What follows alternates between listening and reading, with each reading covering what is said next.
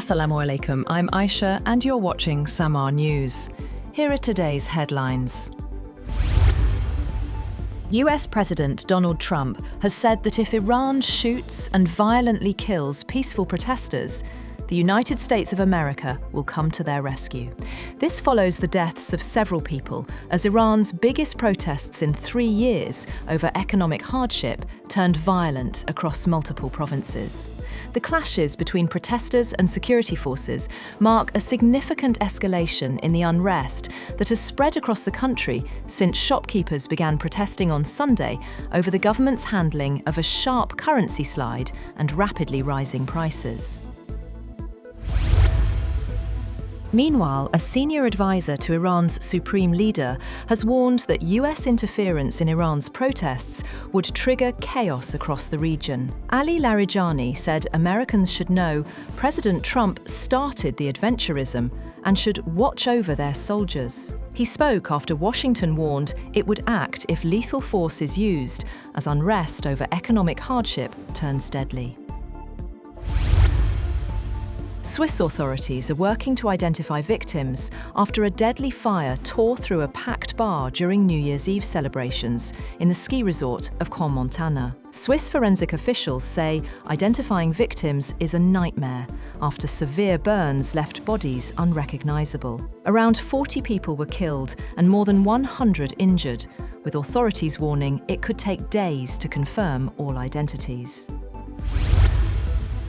Emanuele Galippini, a 16-year-old Italian international golfer who lived in Dubai, has been named as the first of several possible victims from Italy to be identified after a New Year's Eve bar fire in the Swiss ski resort of Crans-Montana.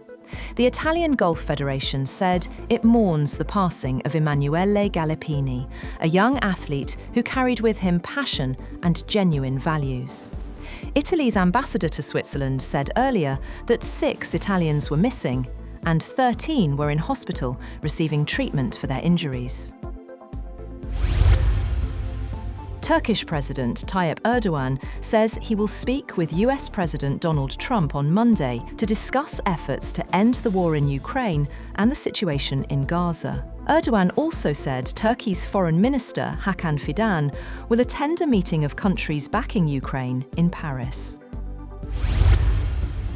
Ukraine's military intelligence chief, Kirilo Budanov, says he has accepted President Volodymyr Zelensky's offer to become presidential chief of staff. If formally appointed, Budanov would replace Andriy Yermak, who stepped down last month amid a corruption probe.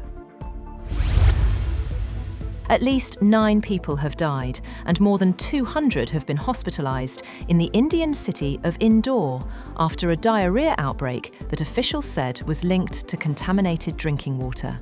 Kailash Vijayvargiya, a lawmaker, said 9 people had died in Indore. Indore's chief medical officer said drinking water was contaminated due to a leak, and a water test had confirmed the presence of bacteria in the pipeline. Canada's transport regulator has asked Air India to investigate an incident of a pilot who was removed from a plane before it was due to take off and found to be under the influence of alcohol. A person familiar with the matter said 2 breathalyzer tests conducted by Canadian police at Vancouver International Airport showed the pilot was unfit for duty. Air India said an alternate pilot was brought in to operate the flight. Democrat Zohran Mamdani has become New York City's mayor, vowing during a public swearing-in ceremony on the steps of City Hall to enact an aggressive agenda aimed at making the nation's largest city more affordable for working people.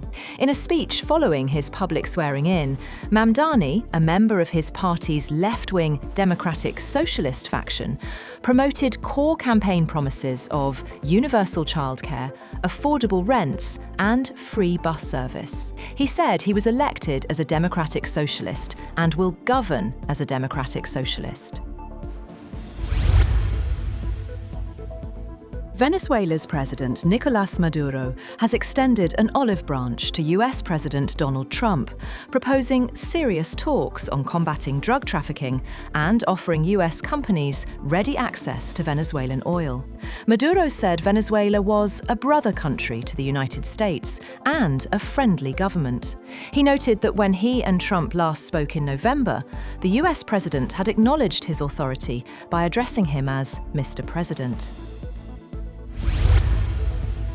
Venezuela's government has freed 88 more people detained after protests that followed the South American nation's July 2024 election, marking the second mass release in as many weeks amid US pressure on the government of President Nicolás Maduro.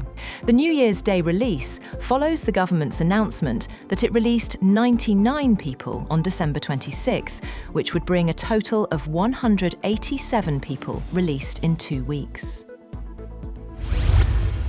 That's all for now. For more updates, visit www.samaa.tv. Thank you for watching Samaa News.